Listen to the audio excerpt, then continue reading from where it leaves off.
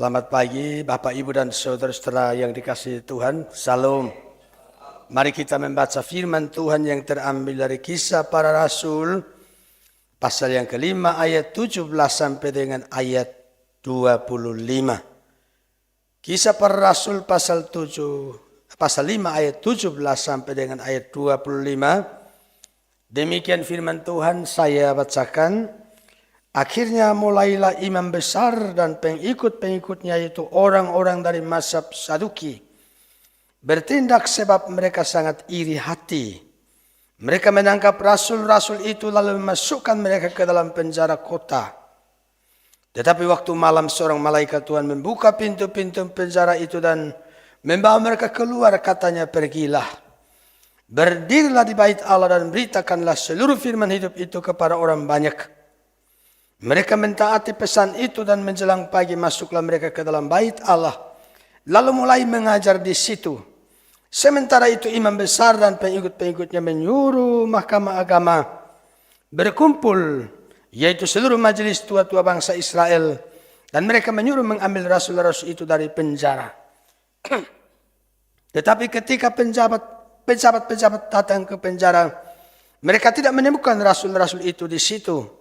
Lalu mereka kembali dan memberitahukan, katanya, kami mendapati penjara terkunci dengan sangat rapinya, dan semua pengawal ada di tempatnya di muka pintu. Tetapi setelah kami membukanya, tidak seorang pun yang kami temukan di dalamnya. Ketika kepala pegawai bait Allah dan imam-imam kepala mendengar laporan itu, mereka cemas dan bertanya, apa yang telah terjadi dengan rasul-rasul itu? Tetapi datanglah seorang mendapat mereka dan dengan kabar, lihat, orang-orang yang telah kamu masukkan ke dalam penjara ada di dalam bait Allah dan mereka mengajar orang banyak. Demikianlah bagian firman Tuhan yang kita baca. Berbahagialah setiap kita yang membaca firman Tuhan, merenungkan dan melakukannya dalam kehidupan kita setiap hari. Bapak, Ibu, dan saudara-saudara yang dikasihi Tuhan, tadi malam saya membaca di satu media, tadi pagi membaca di satu media, Indian Times, itu ada laporan begini. Pengadilan anti terorisme Pakistan pada Jumat 2 Januari 2026 menjatuhkan hukuman penjara seumur hidup secara in absentia terhadap 8 jurnalis dan komentator media sosial. Putusan ini dijatuhkan atas dakwaan terkait aktivitas daring mereka yang dianggap mendukung mantan Perdana Menteri Imran Khan. Ini peristiwa di luar negeri. Ya, dilaporkan di bulan lalu bahwa beberapa orang dijatuhi hukuman penjara karena dituduh berita yang mereka wartakan itu telah mengakibatkan terjadi kerusuhan dalam negara itu, begitu. Bapak, Ibu, dan saudara-saudara, seperti yang kita lihat di sini, ada sejumlah orang dijatuhi hukuman di penjara. Maka jauh sebelum ini, di dalam kisah yang kita baca tadi, dikatakan rasul-rasul itu di penjara. Ya, rasul-rasul itu di penjara. Maka hari ini saya akan ajak kita untuk memperhatikan beberapa poin, ya. Pada bagian pertama itu saya akan ajak kita untuk melihat mengenai rasul-rasul itu di penjara atas dasar iri hati. Sebenarnya ada apa? Coba kita lihat di ayat yang ke-17 itu, bilang begini, ayat 17. Akhirnya mulailah imam besar dan pengikut-pengikutnya, itu orang-orang dari mazhab Saduki, bertindak sebab mereka sangat iri hati. Mereka menangkap rasul-rasul itu lalu memasukkan mereka ke dalam penjara kota. Nah, Bapak, Ibu, dan saudara-saudara, di sini kita mulai perhatikan siapa yang menangkap rasul-rasul ini. Ya, coba kita lihat di ayat 17 itu, katanya, mulailah imam besar dan pengikut-pengikutnya. Jadi yang menangkap rasul-rasul ini katanya imam besar dan pengikut-pengikutnya. Dalam bayangan kita kalau imam besar ini kan pemimpin umat kan, rohaniawan begitu ya. Imam besar, ini bukan sekedar imam ya. Tapi katanya imam besar, itu kan sangat jelas. Akhirnya mulailah imam besar dan pengikut-pengikutnya, yaitu orang-orang dari mazhab Saduki. Ya, jadi ada imam besar, pengikutnya, mereka dari kalangan Saduki. Nah, di dalam Alkitab itu sering kita temui kelompok seperti Saduki dan Farisi. Ini sering kita dengar itu ketika Yesus mengajar. Sering kali Yesus tegur mereka dengan sangat keras dan mereka begitu tidak senang dengan Tuhan Yesus. Saya ada tampilkan di layar itu, minta tolong di klik berikutnya itu. Ada satu ayat dalam Matius 22 ayat 23. Di situ dikatakan begini. Pada hari itu datanglah kepada Yesus beberapa orang Saduki. Nah, ini orang Saduki ya.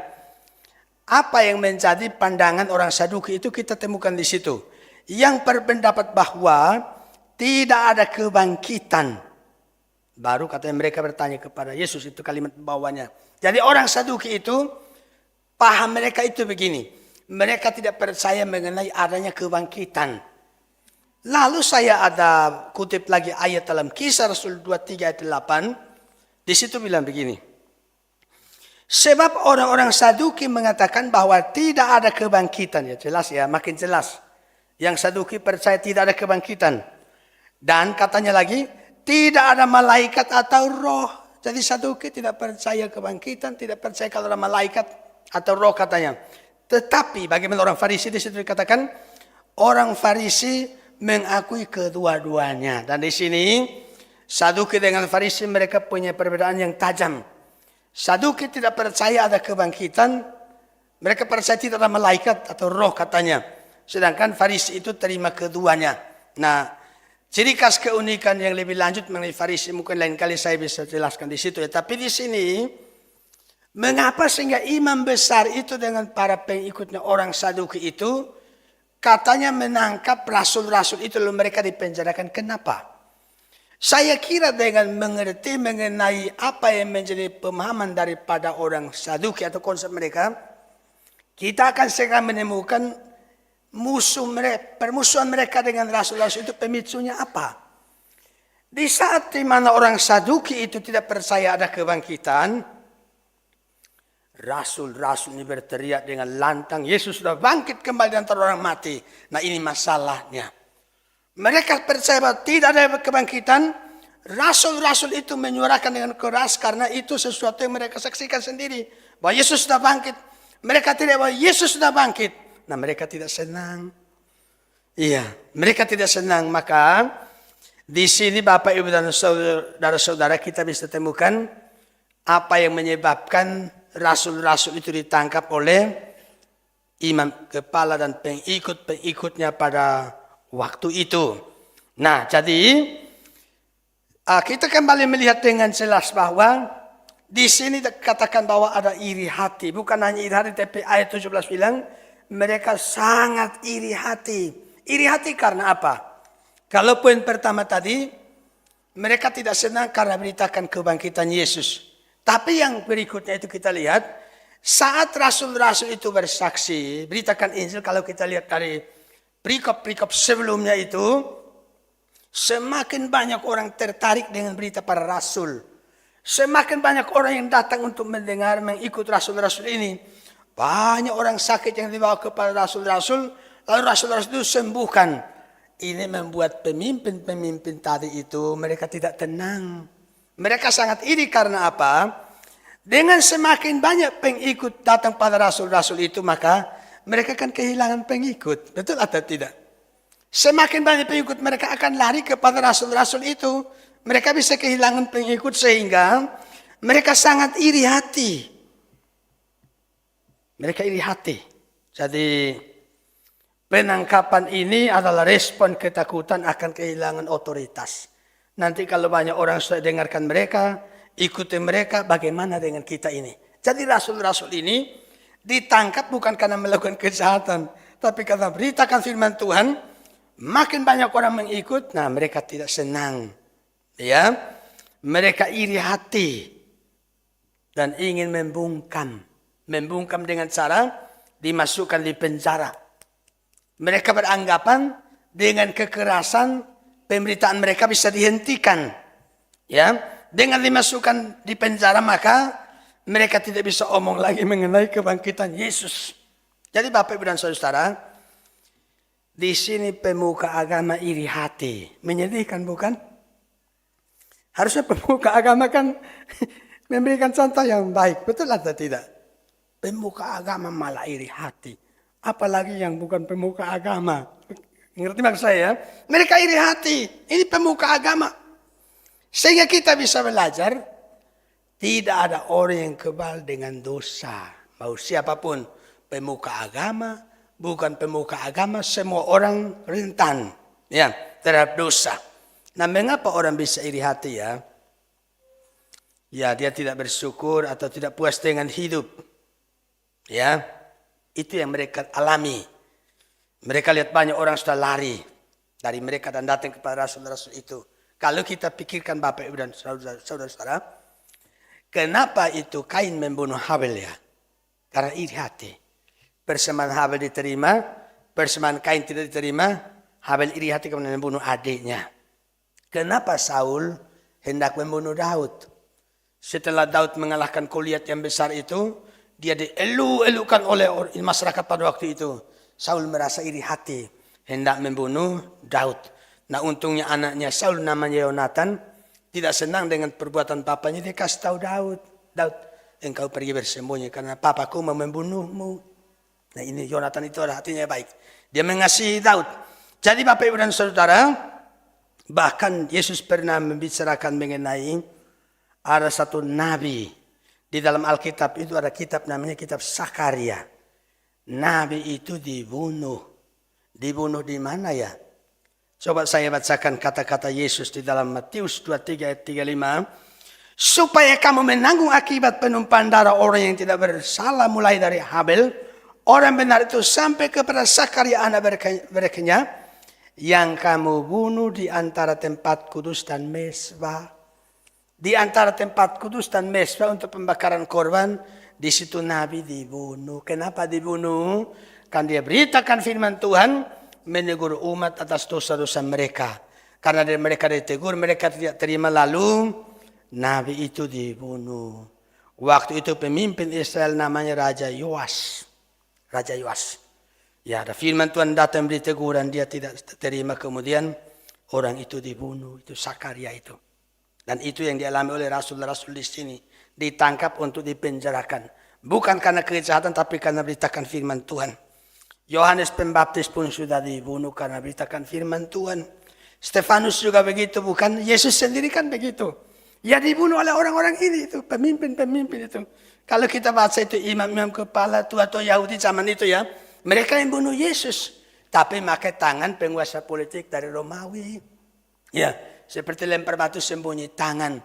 Ya, mereka membunuh tapi hukum ke-6 bilang jangan membunuh. Kan mereka ketat laksanakan hukum Tuhan. Jangan membunuh. Tapi Yesus harus dimatikan. Gimana caranya?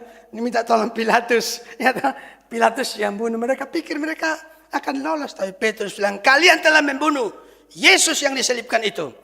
Mereka ketakutan, yang hatinya disentuh Roh Kudus, sehingga di hari Pentakosta itu mereka bilang pada Petrus, apa yang harus kami perbuat supaya kami selamat? Petrus bilang, kalian harus bertobat. Ya, kalian harus bertobat. Disuruh untuk bertobat.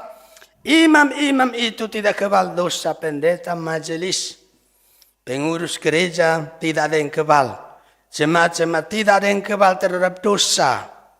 Waktu Yesus disalibkan, orang mengolok-olokkan dia, mengejek-ejek dia. Bahkan tulisan di atas salib itu kan juga tulisan ejekan.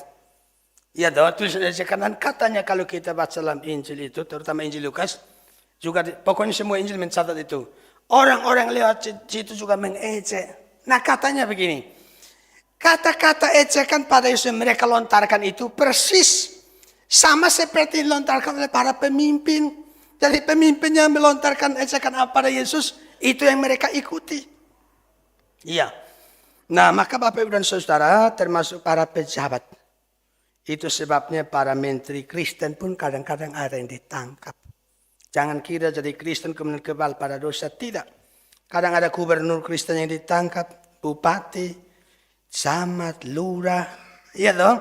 Kadang-kadang seperti itu di negara kita ini kan minggu ini viral toh mengenai kasus yang ada yang dijamret kemudian dikejar sama suami korban lalu itu yang menjamret itu meninggal. Yang mengejar jadi tersangka. Saya ikuti berita waktu dipanggil Komisi 3 ya kalau saya tidak salah.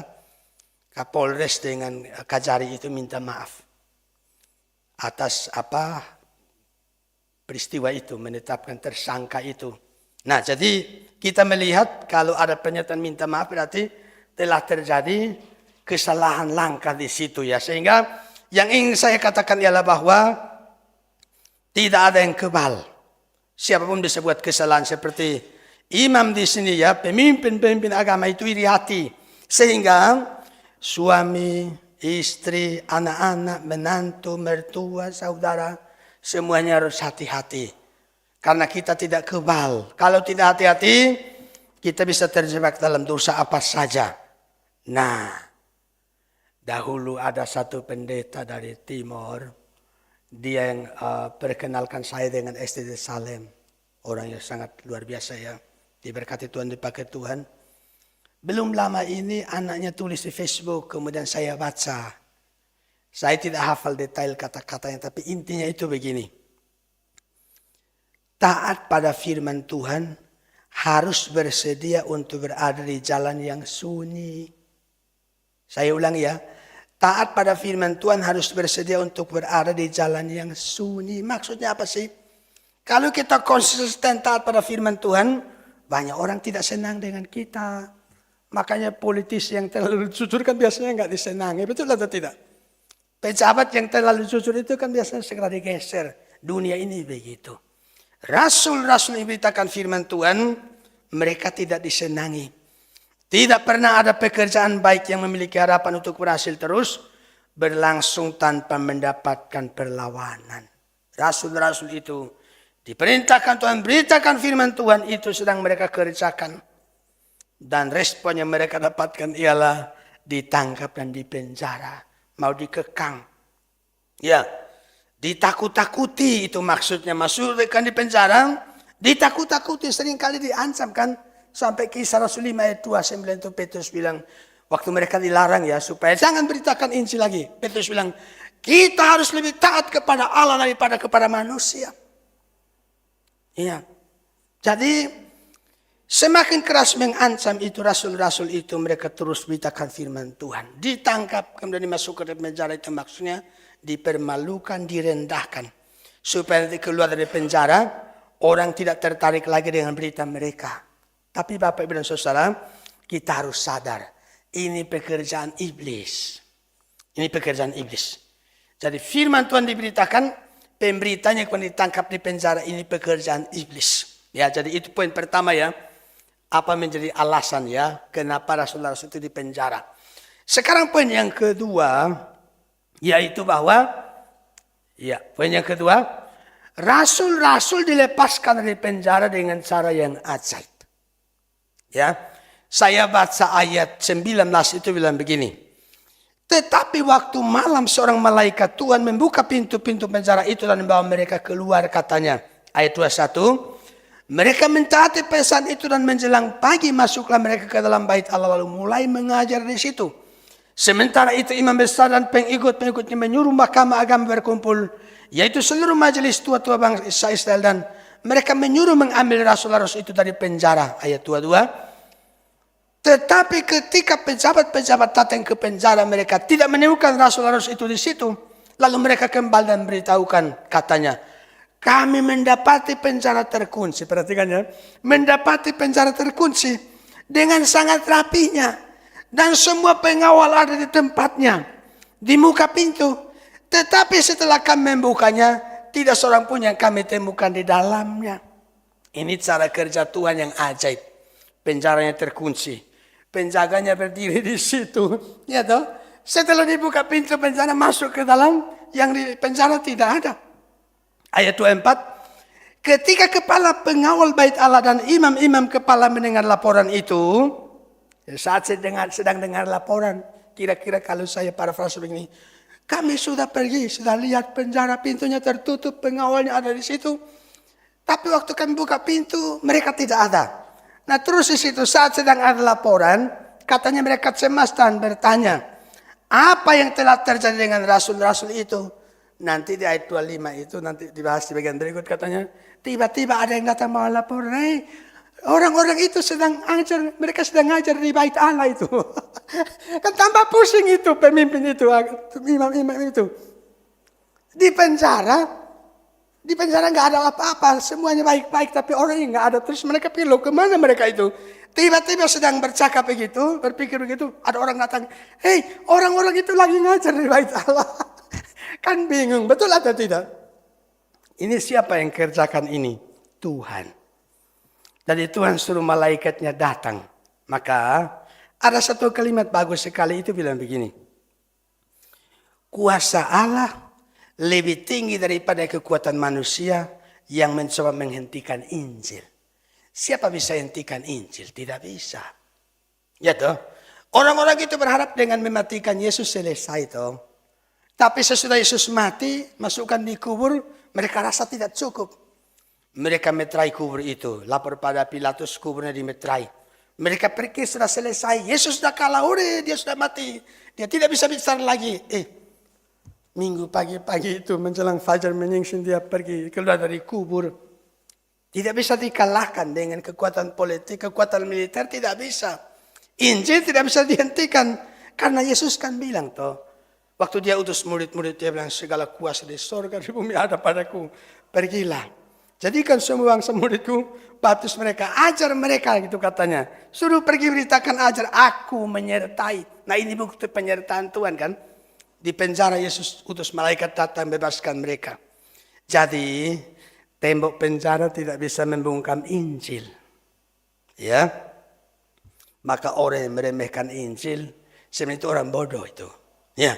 Dikira dia bisa membungkam Injil. Tuhan tidak tinggalkan para pemberita Injilnya. Tuhan tidak membiarkan, ya. Tidak ada yang bisa bertahan kalau Tuhan sudah turun tangan. Tuhan sudah turun tangan, siapa mau melawan, mau menghadang? Tidak bisa. Nah di sini rasul-rasul itu mengalami penghiburan. Penghiburan dibebaskan dengan ajaib. Maka dengan tidak ragu-ragu mereka terus bersemangat karena mereka sudah alami penyertaan Tuhan. Dari malam itu saya baca tulisannya Pak Budi Asali mengenai teks ini. Dia tulis kalimat begini. Tujuan Allah melakukan mujizat itu, maksudnya mujizat pembebasan ini, supaya baik rasul-rasul atau gereja maupun tokoh-tokoh Yahudi itu tahu bahwa Allah ada di pihak gereja atau di pihak rasul-rasul. Tuhan memihak mereka. Itu sebabnya walaupun dimasukkan dalam penjara, Tuhan datang membebaskan sehingga tidak ada penjara yang paling gelap, yang begitu kokoh, sampai Tuhan tidak dapat untuk melawat umatnya. Jadi penjara paling gelap yang begitu kokoh pun tidak mampu menghalangi Tuhan untuk menolong umatnya. Dia bisa datang, dia keluarkan mereka, bukan? Ingat waktu, ini kan kisah Rasul 5 ya. Di kisah Rasul 12 kan Petrus juga begitu kan kisahnya. Lagi di penjara jemaat berdoa. Tuhan datang, suruh malaikat datang lepaskan Petrus. Penjaganya juga nggak ngerti apa-apa. Ya toh. Lalu pada peristiwa yang lain, ingat waktu Paulus dan Silas di Filipi itu. Tengah malam mereka nyanyi, kemudian tiba-tiba gempa bumi. Dan mereka kemudian lepas dari situ. Jadi Bapak Ibu dan Saudara, di sini membuktikan bahwa Injil memang tidak bisa dibungkam. Orang-orang itu berusaha menghentikan tindakan Rasul memberitakan, tapi tidak bisa. Maka saya pikir kita semua yang sekarang sedang menjadi penerus daripada para rasul itu sebagai gereja ya, untuk beritakan kabar keselamatan, kita harus ingat janji penyertaan Tuhan. Kemudian, ya pertama ya, ingat janji penyertaan Tuhan, kemudian ingat kuasa Tuhan yang ajaib memberi pertolongan pada para pemberitanya. Nah kalau Bapak Ibu sudah ingat, minggu lalu itu kan saya bicara mengenai, kan ulang tahun sinode ya minggu lalu itu ya. Di dalam perjalanan kan sering alami krisis. Betul ya, krisis. Itu sering kita alami. Tapi Tuhan selalu tolong. Ini ada ketua Yayasan Leos itu, ada krisis di awal tahun ini ya. Sudah teratasi atau belum? Tuhan itu berkuasa, dia ajaib kok. Ya, jadi kalau ada krisis, Tuhan berkuasa menolong. Kita sudah lihat di sini. Sehingga ada satu ayat dalam kitab Mazmur itu, sebagai penolong dalam kesesakan, sangat terbukti. Sudah dibuktikan oleh dalam kisah para rasul itu, dalam perjalanan pelayanan kita, dalam perjalanan hidup kita, maka harusnya ke depan itu kita melangkah dengan tidak ragu-ragu. Amin. Kita harus yakin kalau dahulu dia menolong, percayalah sekarang juga dia menolong. Kan ada ayat bilang, Tuhan Yesus tidak berubah, itu maksudnya karakternya. Dia menolong, dulu menolong, sekarang menolong, ke depan pun pasti menolong. Sehingga harus belajar untuk selalu bergantung pada Tuhan. Nah, Tuhan menolong saat ada tantangan. Tuhan memberi pertolongan kepada mereka yang alami tantangan saat sedang beritakan Injil. Jadi supaya alami pertolongan Tuhan yang ajaib, jangan hanya berpangku tangan. Ya toh, harus terlibat melayani Tuhan. Orang yang semakin terlibat melayani Tuhan, semakin banyak mengalami kesulitan dalam pelayanan. Justru dia mengalami begitu dahsyatnya kuasa Tuhan. Itu kan menjadi suatu penghiburan besar dalam menjalani pelayanan maupun jalani hidup ini. Ya, Tuhan membebaskan dengan ajaib. Ya, jadi kuasa kegelapan berusaha melawan.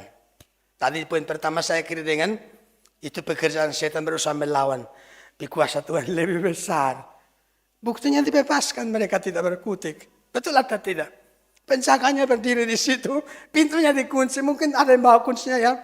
Mereka pikir ada di dalam. Ya, ternyata mereka sudah keluar dengan ajaib. Ya. Sekarang poin yang ketiga. Ya. Poin yang ketiga itu di ayat 20 ya.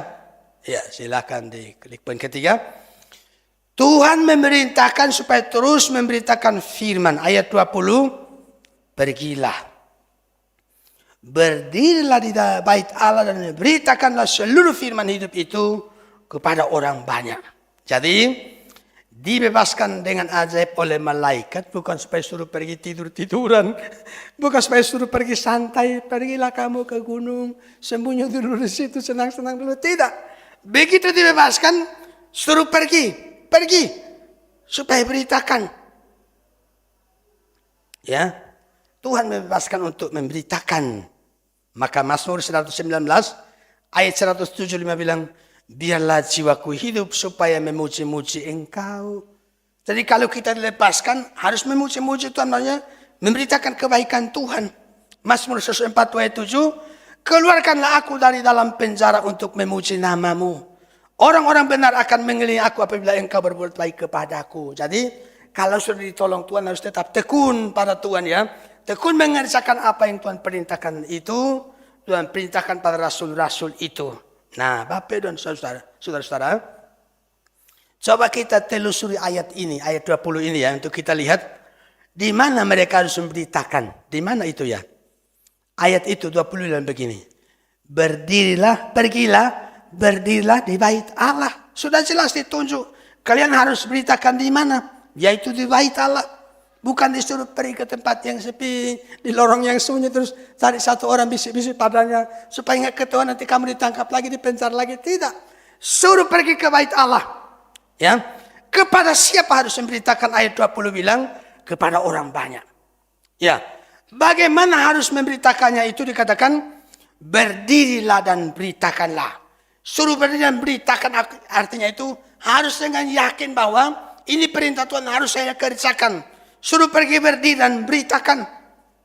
Katanya pergilah. Berdirilah di bait Allah dan beritakanlah seluruh firman itu kepada orang banyak. Dan apa yang harus mereka beritakan menurut ayat 20 ini? Apa ya? Ayat 20 itu bilang, beritakanlah seluruh firman hidup itu kepada orang banyak. Maksudnya, Injil Yesus Kristus harus diberitakan. Petrus pernah bilang begini. Waktu di Galilea kan banyak yang mundur. Yesus bilang pada murid rasulnya itu, kenapa kalian juga tidak pergi sekalian? Petrus bilang, kepada siapa kami harus pergi? Perkataan-perkataanmu adalah perkataan-perkataan hidup kekal. Dari Petrus buat pengakuan, firman Tuhan itu perkataan hidup kekal di sini.